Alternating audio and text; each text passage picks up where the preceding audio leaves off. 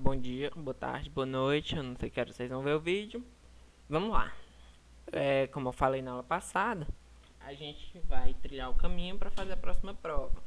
A próxima prova é um total de 6 aulas, como eu tinha explicado para a maioria. Não sei se alguém não viu, mas são um total de 6 aulas que compreendem a semana que está acabando hoje, na sexta, e a semana que vem. E aí, até agora, nossa prova será na segunda-feira seguinte, no dia 1º. Vamos lá. O nosso tópico da aula de hoje é o tópico 4.3, do capítulo 4 do livro do Stuart, que é o que a gente está seguindo à risca. Então vamos lá. Hoje a gente vai ver como as derivadas de uma função interferem no gráfico dela, certo? Tanto a f' quanto a f duas linhas, beleza? Eu vou recorrer aqui à memória de vocês de equação de segundo grau do ensino básico. O que era que a gente tinha lá? A gente tinha uma parábola, né? Assim, com a boca para cima ou com a boca para baixo. Quem é que dizia a boca da parábola? Quem é que dizia se ela estava para cima ou para baixo? Era o A. Se o A fosse positivo ou negativo, certo? A equação era essa. Se você pensar um pouquinho e derivar duas vezes, o f', se eu chamar isso aqui de f de x, certo? O f', vamos lá, f' de x seria quem? Seria o 2ax mais b, certo? E o f duas linhas seria 2a. Ele ia depender, então o sinal disso aqui depende substancialmente do a. Então se o a for positivo, a boca é para cima. Se o a for negativo, a boca é para baixo. A gente tinha isso aí lá no ensino médio. Aí hoje a gente vai generalizar esse tipo de ideia, certo? Então vamos lá. Primeiro com a f', primeira derivada. Como a primeira derivada interfere no gráfico da f, certo? Como é que ela interfere? Para ver como a derivada de f pode nos dizer onde uma função é crescente ou decrescente, certo? E ali no quadrinho rosa vai ter o que é isso, certo? Uma função é crescente, obviamente, quando ela cresce, e decrescente quando ela decresce, certo? Mas, e aí? Como é que é? Né? Aqui ele botou uma figura que eu não trouxe, mas é o seguinte, vamos lá, vou desenhar um pouquinho para vocês. Se eu tenho uma função, certo? E aí, minha função, vou pegar um intervalo, certo? E aí minha função é essa, pronto. Aí o que é que eu faço? Eu tenho que sempre pegar números em sequência dentro de um intervalo. Por exemplo, se eu pegar esse número, eu vou botar um intervalo A, B. E eu vou pegar... Opa, apaguei sem querer. A, B. Aí eu vou pegar o x1 menor do que o x2. E aí eu comparo as imagens, certo? Uma função ela é crescente. Aqui eu tenho uma imagem do x1. E aqui tem a imagem do x2. Certo? Só conferir aqui minha gravação. Tudo ok? Tudo ok. Opa. Aqui. Pronto. O que vocês perceberam foi que eu peguei x1.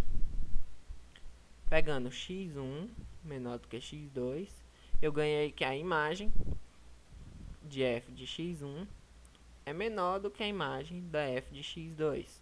Isso aqui é uma função crescente, certo? Se eu pegar, aí no caso eu precisaria de outro desenho. Vou botar um desenho aqui auxiliar do ladinho. Se eu pegar e acontecer dela ser decrescente, uma coisa assim. Aqui no intervalo, de novo o intervalo AB. E aí de novo eu pego um x1 menor do que um x2. Aqui eu tenho a imagem do meu x1, f de x1. E aqui eu tenho a imagem do x2, f de x2. Eu peguei um x1 menor do que um x2 e ganhei que a imagem do x1, f de x1, é maior do que a f de x2, certo? E essa primeira é uma função crescente, vou botar f crescente. Isso aqui é uma função decrescente.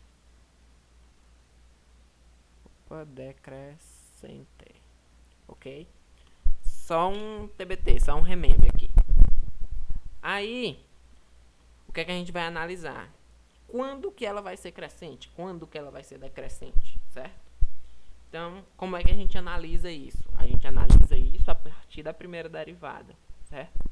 A gente chama de teste da primeira derivada, ou teste crescente decrescente, certo? O teste da primeira derivada diz o seguinte: se eu pego um intervalinho, onde a f existe a derivada da f, e eu calculo a derivada e ele é sempre positivo, então a f é crescente nesse intervalo. Caso aconteça dele ser negativo, a f é decrescente dentro desse intervalo. Beleza? Só um instantinho aqui. Eu volto. Pronto, tô de volta. Sem BO. Pensei que tinha dado falha aqui no vídeo, mas não deu não. Bora lá, prosseguindo. Então, essa influência da primeira derivada no comportamento da f, né? Então, isso afeta diretamente o gráfico. Por quê? Porque você vai saber desenhar um gráfico que vai estar crescendo ou vai estar decrescendo, certo? Então, na próxima aula, a gente já vai ter todas as ferramentas, todo o arcabouço para construir um gráfico. Tanto de derivadas, tanto de qualquer outra coisa, certo? E aqui está a demonstração do teste da primeira derivada. Seja x1 e x2, dois números qualquer no intervalo, do jeito que eu tomei lá no desenho. De acordo com a definição de uma função crescente, nós vamos ter que mostrar isso, certo? E o que é que a gente vai usar? A gente vai usar as ferramentas da aula passada. Quais são as ferramentas? Valor médio, beleza? Nos foi dado exatamente que a f' de x é maior que zero. E nós também sabemos que ela é derivável nesse intervalo. Portanto, pelo teorema do valor médio, existe algum f de c, né, que é escrito, o f' de c, que é escrito a partir das hipóteses do teorema do valor médio. x2 menos x1, certo? É o que está aqui. E agora eu sei que ela é sempre positiva, então isso aqui é sempre positivo, beleza? Então, como eu estou tomando isso aqui assim, eu estou tomando x2 maior do que x1, então x2 menos x1 é maior que zero, certo? Isso aqui é maior que zero, beleza, segurou. Então, o que a gente tem a gente tem que f de x2 menos f de x1 sobre x2 menos x1. Eu vou botar aqui que é igual a um c não. Vou botar um p de positivo. É igual a alguma coisa positiva, certo? E isso aqui também é positivo, certo? Então, eu vou ter que x2, f de x2 menos f de x1 é igual a p vezes x2 menos x1. Quando eu multiplico duas coisas positivas, ela continua positiva, beleza? Então, eu tenho que f de x2 menos f de x1 é maior que zero. Quando eu jogo para o outro lado, eu ganho que f de x2 é maior do que f de x1, beleza? E aí eu tenho exatamente a propriedade da função crescente.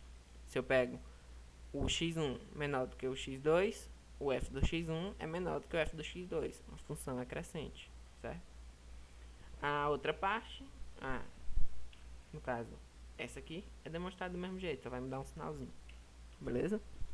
Então, a conclusão é, a gente vai usar o teste da derivada. Teste da primeira derivada, para saber onde a função cresce, onde ela decresce. Exemplo, encontre onde a função tal é crescente e onde ela é decrescente. Essa função aqui, ela tem uma peculiaridade, porque ela foi destrinchada em forma de produto. E aí você vai ter que analisar cada pedacinho a partir dessa tabela aqui, certo? E aí, quando você mexe, né? Você consegue esses pedaços. Ela vai ser... Detalhe, isso aqui não é a função, isso aqui é a derivada, certo? A derivada da função. Aí a gente tem que ver onde é que ela é positiva, então vai ser crescente. Onde é que ela é negativa, então vai ser decrescente. E aí a gente apela para tentativa e erro, que é exatamente a tabelinha. Ah, a dica já está aqui, né? Por exemplo, se ela for um número menor do que 2, então essa multiplicação desse número menor que 2, menos 2, vai ser uma coisa negativa, que vai deixar todo mundo negativo, certo? Então você vai ter que considerar os intervalos, onde a coisa é positiva, onde a coisa é negativa. Aí vamos lá, como foi que ele fez? Ele pegou menor do que menos 1. Por que menor do que menos 1? Porque menor do que menos 1 vai tornar isso daqui negativo, ó, certo? Aí pronto. Quando x for menor do que menos 1, isso aqui é negativo. Quando isso aqui for menor do que menos 1, desculpa. Isso aqui é negativo. Isso aqui é negativo. Então negativo vezes negativo, positivo. Vezes negativo, negativo, certo? Só lembrar aqui do jogo de sinal. Mais com mais e menos com menos vira mais. E aí os opostos viram menos. E aí você vai só brincar de intervalo, certo? Você vai analisar. Ah, menos com menos, mais com menos, menos. Então, ela aqui ela é decrescente. Decrescente para todo número menor do que menos 1. Aí ele escreve aqui, decrescente nesse intervalo. Na prova, se eu for cobrar isso, eu não vou botar uma função que vá demandar tanto esforço. Nem é um esforço muito grande. Mas você vai ter que analisar aqui 4 tipos de intervalo. Vou botar no máximo 2 ou 3, estourando 3. E aí, ele vai analisar agora entre o menos 1 e o 0. Por que entre o menos 1 e o 0? Porque entre o menos 1 e o 0, esse cara aqui é positivo. Sempre é bom, sempre é ideal você olhar para os fatores que estão lá na multiplicação, certo? Esse fator aqui nem tanto, porque ele é só alguma coisa vezes x, então só basta x ser positivo ou negativo. Então vamos lá. Olhando para cá, o x ele é negativo, então isso aqui é negativo. Ele ainda é menor do que 0, então isso aqui é negativo. Só que ele é maior que menos 1, então isso aqui é positivo. Aí, negativo com negativo, positivo. Com positivo, positivo. Então ela é crescente nesse intervalinho aqui, certo? E aí você faz a mesma coisa, tentando, brincando com esse cara, né? Que é entre 0 e 2. Entre 0 e 2, esse cara aqui é negativo. Já esse cara aqui é positivo e esse cara aqui é positivo. Então deu mais com menos, menos. Menos com mais, menos, certo?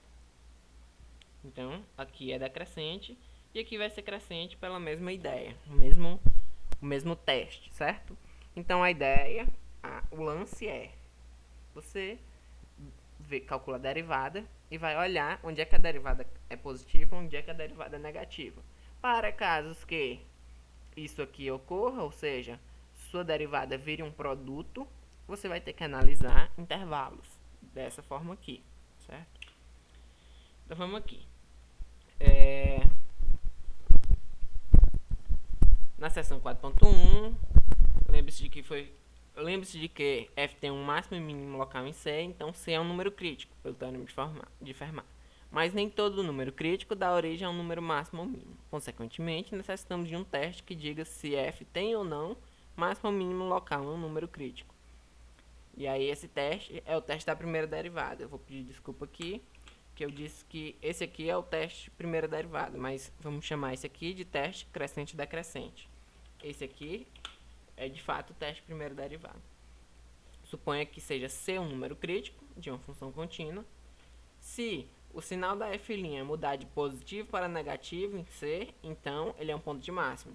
Se ele mudar de negativo para positivo, ele é um ponto de mínimo.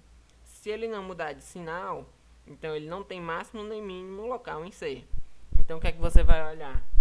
Você vai olhar a F, tipo, tá bem aqui o ponto C, certo? Você vai olhar a F antes dele e depois dele. Ela mudou de sinal? Se sim, então ele é máximo ou mínimo local.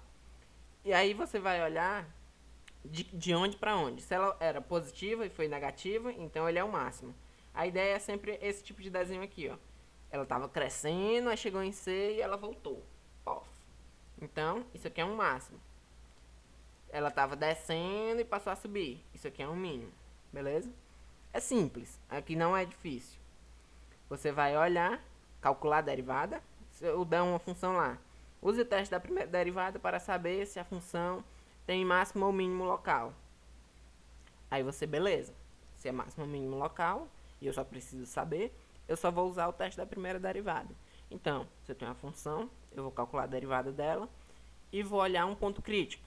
Seja C um ponto crítico, certo? E aí esse ponto crítico, o que é que rola? O que é que rola com ele? Eu vou calcular a imagem da função derivada próximo a ele, certo? Se ela for positiva e depois passar a ser negativa, então esse pontinho crítico é um ponto de máximo. Se ao contrário acontece, ela era negativa e passou a ser positiva, então ele é um ponto de mínimo. Se ela não mudou de sinal, então esse ponto tá nem de 1, não é máximo, não é mínimo, não é nada. Isso é um ponto crítico, certo? Porque o que é que a gente tem? A gente tem o seguinte, ó, que se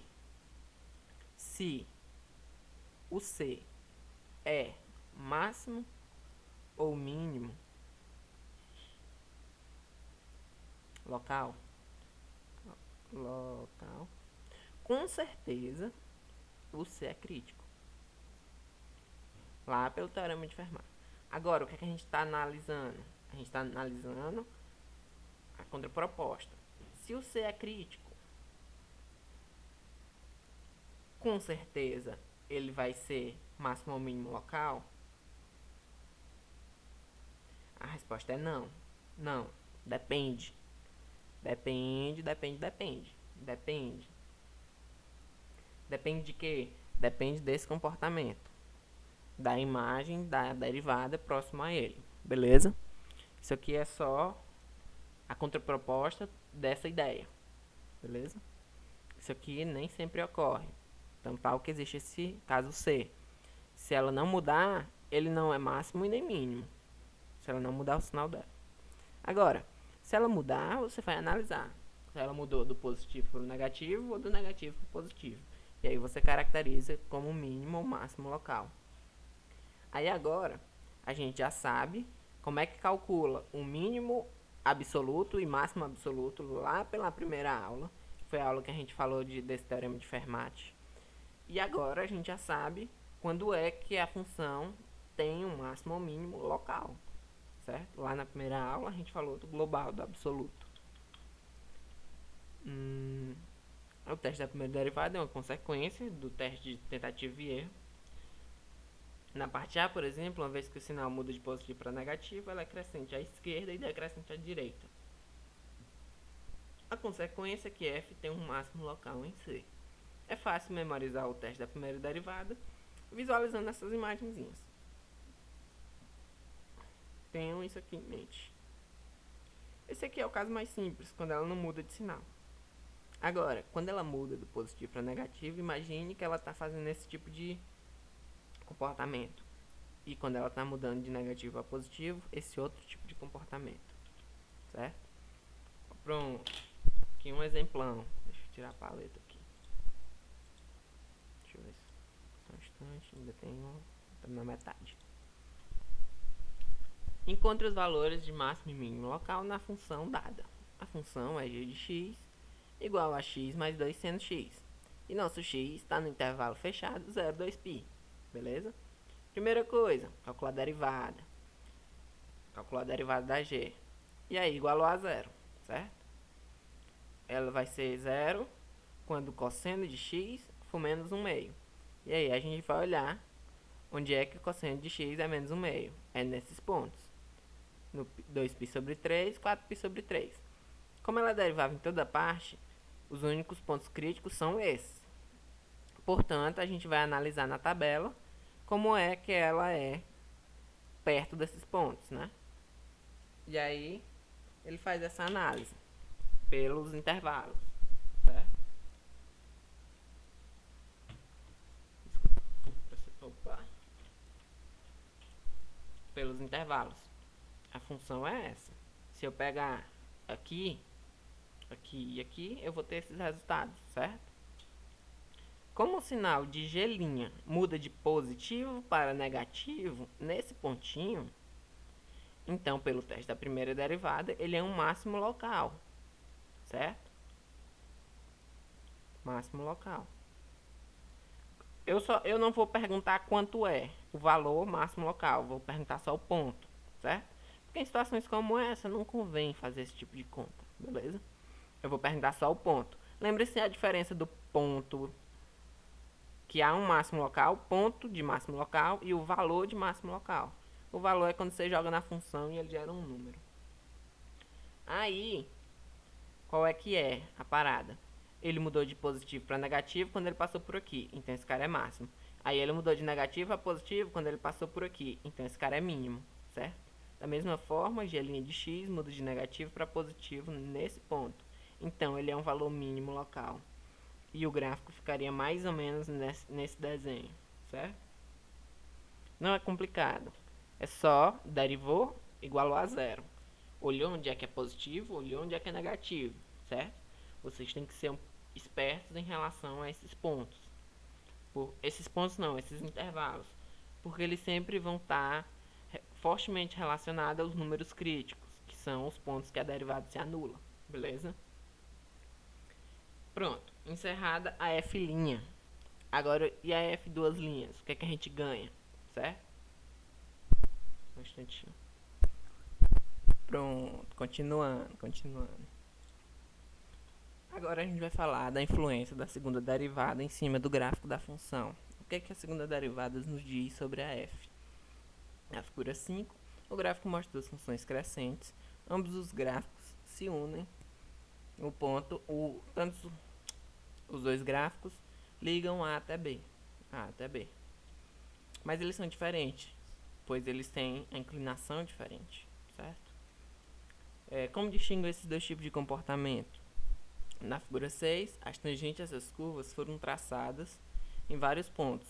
E na parte A curva fica acima das tangentes. E na parte B, abaixo, certo? Isso aqui é o que eu falei no começo da aula, lá da equação de segundo grau. A boca da função está para cima, então ela é côncava para cima. A boca da função está para baixo, então ela é côncava para baixo.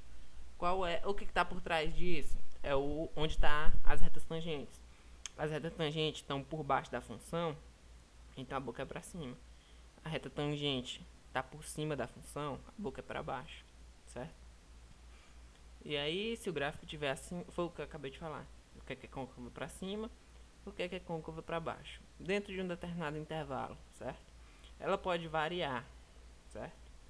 Ela pode começar assim, fazer isso, voltar e fazer isso, né? Aqui ela é côncava para baixo, aqui ela é côncava para cima, aqui para baixo e aqui para cima, certo? E aí o interessante vai ser os pontos em que ela deixa de ser côncava para baixo e passa a ser côncava para cima, certo? Aqui na figura 7 a gente tem um gráfico em que ela é toda doida, a função aqui, certo? Ela vai, sobe, desce, sobe, beleza? Mas é só para ver, só para ilustrar, que esse comportamento ele é para um determinado intervalo. E dentro da mesma função, ele pode variar, certo? Aqui a gente tem a mesma função, saindo de A até Q. E aí a gente tem que, ela pode ser côncava para baixo, depois para cima, depois continuar para baixo, depois subir para cima, né? Ela pode alternar o comportamento da concavidade dentro da mesma função, certo? E o que é o teste da concavidade? A gente passou pelo teste da crescência ou da crescência, e agora a gente vai ver o teste da concavidade. Qual é o lance? O lance é olhar para a segunda derivada, o sinal dela. O sinal. Lá no teste de crescência ou da crescência, a gente olhou para o sinal da primeira. Agora a gente vai olhar para o sinal da segunda derivada dentro de um determinado intervalo, certo? Se ele é positivo, côncava para cima. Se ele é negativo, côncava para baixo, certo? Um ponto P da curva é chamado ponto de inflexão se ela é contínua no ponto e nesse exato ponto a curva mudar de concavidade, certo? Ela muda de concavidade de cima para baixo ou de baixo para cima no ponto, certo? Se minha função, tem uma funçãozinha aqui, se esse coordenado ficou feio, minha função, rapaz, vou apelar aqui. Aqui eu tenho meus eixos coordenados. E aí minha função, ela primeiro faz isso, aí depois faz isso. Nesse ponto bem aqui, nesse pontinho bem aqui, ela deixou de ter a boca para baixo e passou até a boca para cima. Esse ponto é o ponto P da questão. Ele é chamado ponto de inflexão, certo? Inflexão é o ponto em que a função, entre aspas, muda, eu ia falar entre aspas, gira, mas quando ela muda de concavidade. A boca dela deixa de ser para baixo, passa a ser para cima, ou o contrário. E aí, né? E aí que a gente já tem onde é que ela cresce, onde é que ela decresce, e o ponto em que ela deixa de crescer e passa a decrescer, né? Entre aspas. Porque aqui a gente tem a função crescendo, aí ela para bem aqui no máximo. Aí ela passa a decrescer, certo? E esse ponto bem aqui, o desenho dela vai mudar porque esse ponto é um ponto de inflexão, certo? E aí ela chega num mínimo e deixa de decrescer e começa a crescer. O que não interfere na boca. Na boca que eu chamo na concavidade. Ela pode ter a concavidade para cima. No caso, bem aqui, ó. Deixa eu mudar de cor. Bem aqui nesse pontinho. A concavidade é para cima. E a função ela é decrescente, certo? Nesse pontinho bem aqui, a concavidade é para baixo. E a função está crescendo, sem nenhum problema. Só quero enfatizar que a concavidade depende de uma coisa e a crescência ou decrescência depende de outra coisa. Elas não estão ligadas, apesar de serem frutos da derivada, primeira derivada e segunda derivada, certo? Então vamos lá. Exemplo 5. Esboce um gráfico possível. Deveria ser um possível gráfico de uma função f que satisfaz as condições abaixo. F' de x é positivo para todo mundo de menos infinito até 1 e negativo de 1 até mais infinito, certo? E f duas linhas é maior que 0 para todo mundo nesse intervalinho menos infinito, menos 2. E também é positivo do 2 até o mais infinito. E ela tem uma concavidade negativa, concavidade para baixo, entre menos 2 e 2, certo? E ele também dá esses limitezinhos aqui. Ele dá o limite da f, quando ela tende ao menos infinito, que vai ser aquela assíntota. O que é assíntota? Assíntota é uma reta que chega bem pertinho, mas não trisca. Assíntota horizontal. E também quando o x vai para o infinito, ela vai para perto de 0. Então, por isso que ela tirou um rasante bem aqui. Professor, mas você falou só de intervalo. No caso aqui, eles não trataram de intervalo, eles trataram da reta toda. Quando eu for cobrar de vocês, eu não vou cobrar da reta toda. Essa informação aqui, ela não vai ser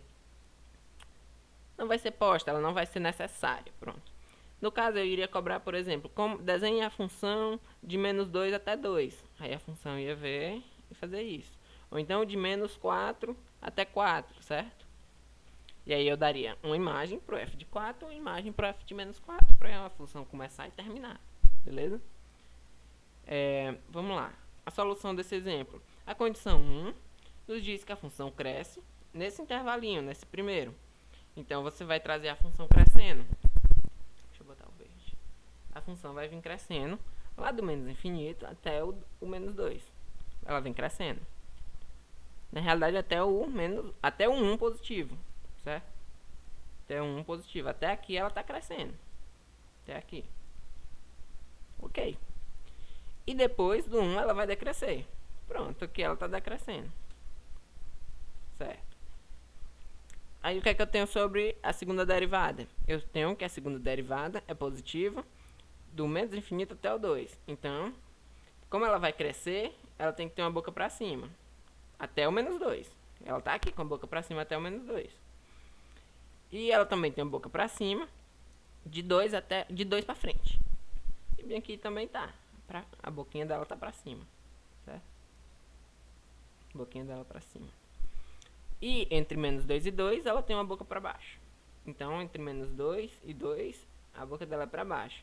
Só que ela vai ter que crescer até 1 pela primeira informação. Então, ela vem crescendo com a boca para baixo e depois ela decresce também com a boca para baixo.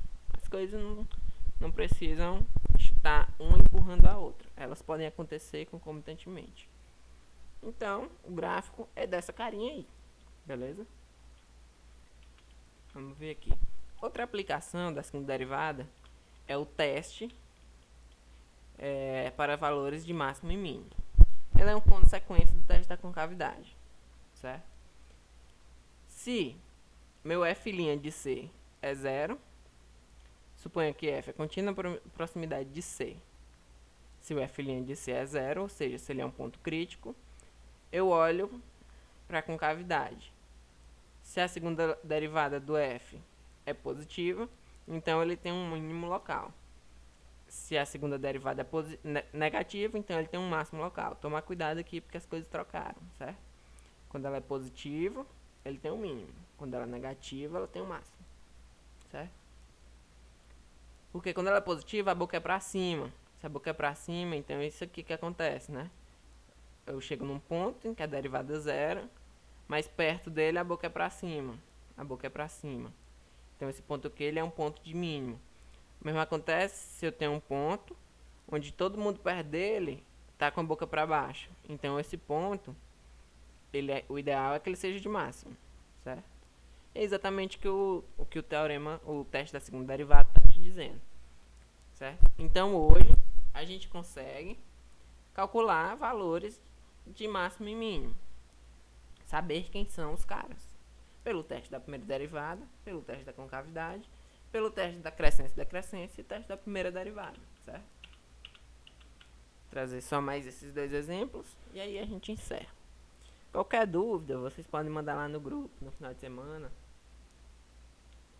Sem problemas, que assim que tiver um tempinho eu dou uma olhada nas dúvidas e respondo.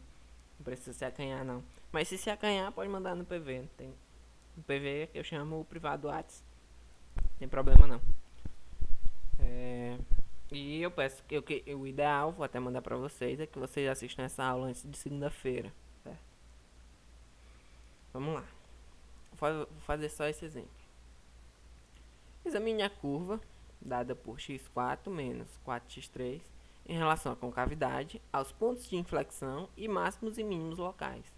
E use essa informação para esboçar a curva, ou seja, a questão mais completa possível do que a gente viu hoje, certo?